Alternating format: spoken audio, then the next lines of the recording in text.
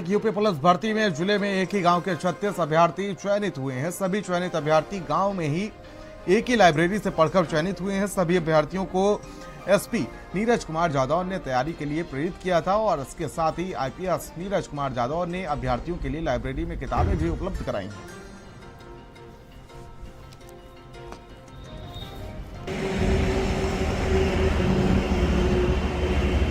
2018 मेरी 12वीं हो गई थी। 12वीं के बाद फिर थोड़ा घर की स्थिति देखते हुए स्कूल में जॉब करी। फिर कोरोना काल के बाद कोई यहाँ पर गांव में वैसा कोचिंग सेंटर तो है नहीं, कोचिंग सेंटर भी नहीं है, लाइब्रेरी भी नहीं थी। तो कोरोना काल आ गया, सारी मैनेजमेंट पढ़ाई का सारा मतलब कि खराब हो गई। तो उसके बाद इस गांव में लाइब्रेरी ओपन हुई, बच्चों के करियर बनाने में इस लाइब्रेरी ने बहुत ही अहम भाई। कुछ टाइम स्कूल से जाता था, स्कूल से टाइम घर आने के बाद शाम को थोड़ा टाइम लाइब्रेरी में स्पेंड करता, फिर घर पर पढ़ता। तो सेल्फ स्टडी की मतलब कि बहुत खुशी हो रही है। घर वालों भी बहुत गर्व है कि बहुत खुशी का माहौल है कि पुलिस में सिलेक्शन हुआ है। इससे पहले जीडी में हो गया था मेरा, जीडी में मैं मेडिकल में रह गया था, वरना फिर ये फर्स्ट टाइम था मेरा यूपी पुलिस में जो सिलेक्शन हुआ। पिछले 1 साल से तैयारी कर रही थी। पहले मैंने टीचर का कोर्स भी किया है और मैंने सीटेट क्वालिफाई किया है दोनों। इससे पहले मैंने दिल्ली पुलिस रिटर्न एग्जाम भी क्लियर किया है और उसके बाद मैंने यूपी पुलिस की तैयारी शुरू की, लेकिन ये एग्जाम रद्द हो गया था। उसके बाद मैंने दोबारा से फिर तैयारी शुरू की, लेकिन अब की बार मैंने सफलता को प्राप्त किया है और आगे भी मेरी सफलता जारी रहेगी। बागपत के सरूरपुर कला गांव ने एक बड़ा इतिहास रचा है, जहां यूपी पुलिस परीक्षा भर्ती में तकरीबन 36 बच्चों ने परीक्षा पास की है। बड़ा सवाल यह है कि जो भी छात्र यूपी पुलिस परीक्षा में भर्ती हुए हैं, उनकी परिवार की स्थिति बात करें तो बहुत ही नाजुक स्थिति में है। पढ़ने के लिए बाहर कोचिंग नहीं है, एक लाइब्रेरी है गांव में, हम उसी लाइब्रेरी में मौजूद हैं। आप देख सकते हैं तस्वीरों में, ये वही लाइब्रेरी है जिस लाइब्रेरी से पढ़ने के बाद 36 जो बच्चे हैं उन्होंने यूपी पुलिस की परीक्षा भर्ती में भर्ती होकर अपना नाम रोशन किया है। तस्वीरों में देख सकते हैं कि ये एक लड़की है जो क्लास ऑनलाइन जो क्लास हैं वो क्लास ले रही हैं इसी लाइब्रेरी में, और बताया ये जाता है कि इसी लाइब्रेरी से हर रोज कुछ ना कुछ नया बच्चों को सिखाया जाता है और नए नए टीचरों की जो कोचिंग है वो इन बच्चों को दिलाई जाती है।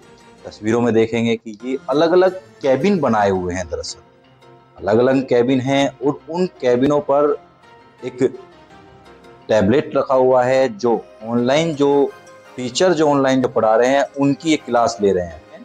इस गांव में सबसे ज़्यादा हर भर्ती में युवा भाग लेते हैं और सबसे ज़्यादा भर्ती होकर भी दिखाते हैं। 36 लड़की लड़के इसी लाइब्रेरी से पढ़ने के बाद अपने मुकाम हासिल किया है। परिवार की स्थिति की बात करें तो किसी के परिवार के पिताजी ऑटो ड्राइवर हैं, तो किसी के पिताजी ट्रक ड्राइवर हैं, या किसी के पिताजी मजदूरी करते हैं।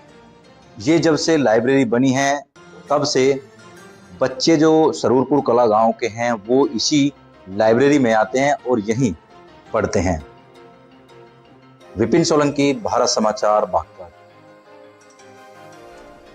और आपको बता दें कि साल 2022 में एसपी नीरज कुमार जादौन बागपत के एसपी थे और इस वक्त वह हरदोई में एसपी के पद पर तैनात हैं। बागपत से चयनित हुए सभी अभ्यर्थियों के लिए एसपी नीरज कुमार ने क्या कुछ कहा वो भी सुनिए आप। हरदोई के एसपी नीरज जादौन जो बागपत में रहे हैं और एसपी के पद पे रहे हैं, वहाँ के कुछ ऐसे बच्चे हैं जिनको प्रेरित किया पढ़ने के लिए। हम बात करते हैं हरदोई एसपी नीरज जादौन इस समय हरदोई में है। सर, एक गांव के जो बच्चे हैं, आप बागपत में रहे हैं सर? हाँ, मुझे एक्चुअली कल पता चला। ये गांव के लोगों ने मुझे व्हाट्सएप किया था। उस गांव का नाम सरूरपुर कला है और ये गांव हाईवे पे स्थित है, बागपत थाना क्षेत्र में आता है। इस गांव में 4-5 बार मैं गया था। 4-5 बार हम लोगों ने वर्कशॉप की थी, मीटिंग्स की थी, बच्चों को मोटिवेट किया था और गांव वालों ने बहुत ही अथक प्रयास किए। तो उसमें गांव एक ऐसा गांव है जिसमें गांव के जो बुजुर्ग लोग मिले थे, उन्होंने कहा था बच्चों के लिए कुछ करना है। उन्होंने मिल के एक लाइब्रेरी खोली थी जिसमें मुझे बुलाया गया था और ये कहा गया था कि बच्चों को मोटिवेट करना है। तो बच्चों ने पूरा साथ दिया वर्कशॉप में। मैंने बच्चों से एक प्रॉमिस लिया था, बच्चों ने कहा था कि एक प्रॉमिस मुझे ज़रूर करना है कि कभी भी किसी गांव के किसी लड़के का नाम किसी पुलिस के प्रेस नोट में नहीं आना है, कोई क्राइम नहीं करना है, और मैं उन सब बच्चों के नाम अखबार में अच्छी खबर के लिए पढ़ना चाहूँगा। तो बच्चों ने पूरा करके दिखाया। सर, आपकी ये मेहनत रंग लाई है, इसको लेकर कर क्या कहेंगे सर? नहीं, मेरी कोई मेहनत नहीं थी, मैं तो बस उस गांव में गया था क्योंकि बागपत के करीब मैं बागपत में 19 महीने था और बागपत के लगभग हर गांव में मैं गया तो काफ़ी गांव में इस तरह की मीटिंग्स की थी, बच्चों से मिलते थे क्योंकि बच्चे बहुत मोटिवेट करते हैं, मुझे भी बड़ा मोटिवेट करते हैं क्योंकि सुबह शाम को दौड़ते थे, फौज की तैयारी करते थे, पुलिस की तैयारी करते थे, और वहाँ का इकोसिस्टम, गांव का इकोसिस्टम बहुत बढ़िया है जो हमेशा मोटिवेट बच्चों को करता है और उनको एक सुविधा उपलब्ध कराता है। तो हमेशा गांव के लोग मुझे बुलाते रहते, तो जब भी मुझे मौका मिलता था तो बच्चों को मोटिवेट करना, बच्चों से कहना ये क्राइम से दूर रहें और पुलिस की नौकरी की तरफ जाएं, सरकारी नौकरी की तरफ जाएं या प्राइवेट नौकरी की तरफ जाएं। तो उसमें हमेशा ये कहता था किसी प्रेस नोट में किसी भी बच्चे का क्राइम में नाम नहीं आना चाहिए। तो बड़ा अच्छा लगा ये जान के कि एक गांव से, जो छोटपुर कला गांव है, कि वहाँ से 37 बच्चे सेलेक्ट हुए, बच्चियाँ भी सिलेक्ट हुई। सभी को शुभकामनाएं, खास तौर पे गांव के लोगों को। हरदोई से वीरेश गुप्ता, भारत समाचार।